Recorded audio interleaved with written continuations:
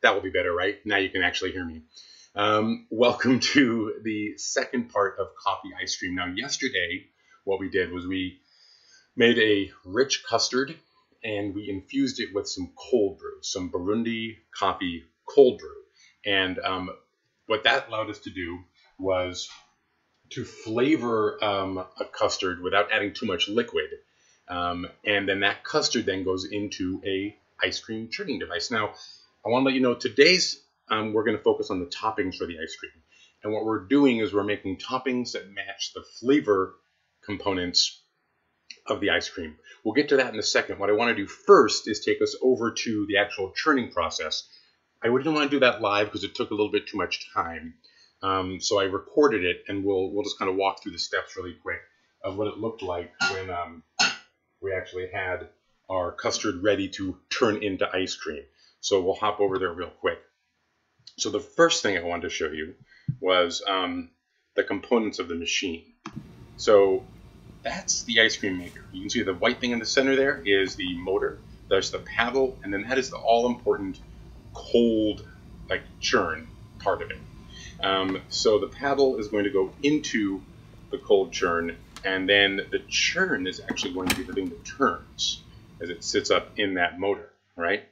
So you put the custard. Now let's take a look at that custard. Remember, the idea was that we're trying to make a nice thick custard by adding the eggs and then cooking those in the heavy cream and then adding the flavors. So let's take a look. After it spent almost a full day in the fridge, let's take a look at it. There it is. Now look at the texture of it. Look at that. That's pretty thick, right? That's just from sitting with the after being cooked and thickening and then chilling down. And then we put that custard into the machine and we start the process of churning. You can see it turning still pretty thin. I mean, that makes sense, right?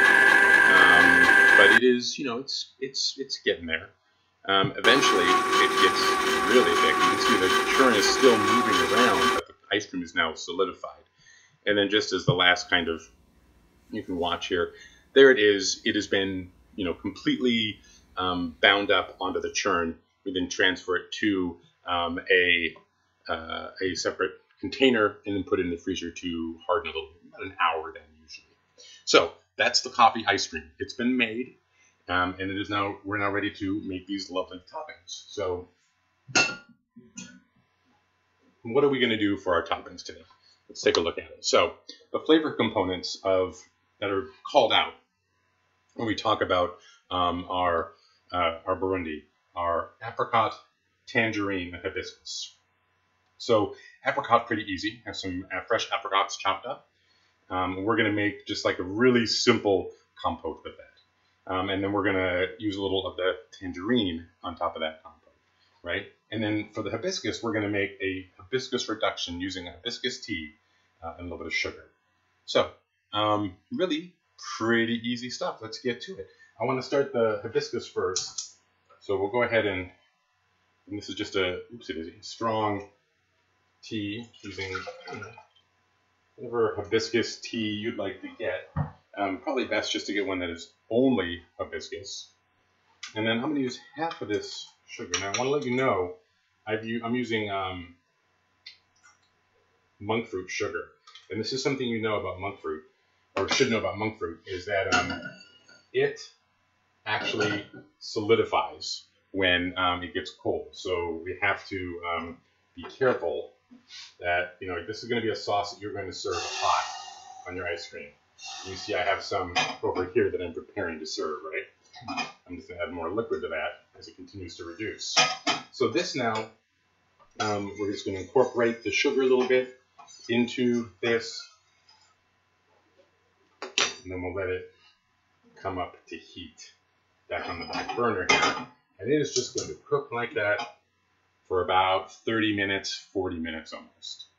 The next thing we want to do is we'll get our heat started on our smaller pan here. We'll go ahead and add our apricots in there. Okay. We'll put some sugar, not much. Maybe that's a tablespoon and a half or so.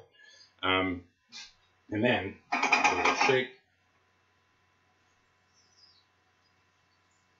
Squeeze our lemon into that. Or sorry, in this case, our orange, not tangerine. And then you can go ahead and pull out some of the fruit. Let that be in there, right? It's not going to hurt it. So there we have the beginnings of both of the toppings that we're going to use for this ice cream here. Now, here is the trick with both of these. And we're going to shoot back over here. Okay. These are both going to need time to sit here on the stove. Okay? And that means that, you'll want to do this earlier in the day, right, as you're preparing to enjoy your ice cream. You can chop up the apricots smaller if you want them to dissolve more, because the fruit will begin to break down with the acid from the orange and then with the heat as it cooks. Or like me, I like to have like kind of larger chunks, so I didn't chop it down that much. Here you can see that hibiscus tea and sugar combination is beginning to come to a boil. And then once it gets to a boil, we'll reduce them both to a simmer. And then they're just going to sit here and sit here, right? And eventually, what we get is a reduction. I'm not going to kid you. That is about half of what I did this earlier today to make the reduction ready for when we're going to actually use it. And that's about half of the volume right there. Half of the volume that was left. I put some in the fridge to chill them to a little cube. Okay, so we have both of our lovely toppings cooking away here. And now what we want to do is we want to take a look at this ice cream that we have made. Let's do that. There it is. Oh, lovely. Okay. All right, so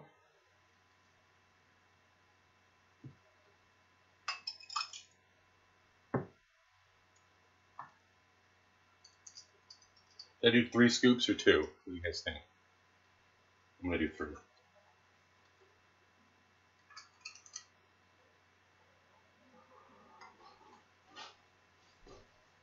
All right. Ice cream is set. Now, through the magic of television, as we used to say to the child, right? We have our toppings ready to go as well.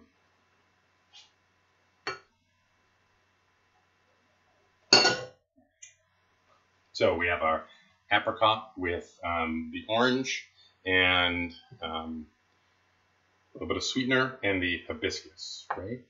So let's do it.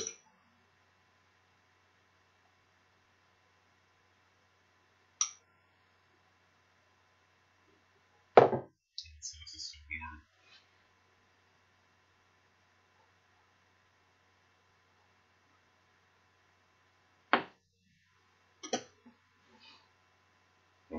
Okay. This is really what it's all been coming down to, right, folks? Is this.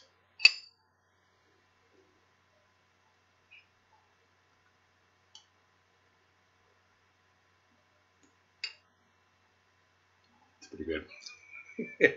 The coffee flavor is really strong. And the things we talk about when we talk about our flavor profiles, the tartness of the hibiscus is there. 3 scoops. I am living low. This is why this job is so hard. I have to make coffee and talk to people about coffee. And then make ice cream. What can I say? Get a closer look there. That the hot sauce made it melt a little bit.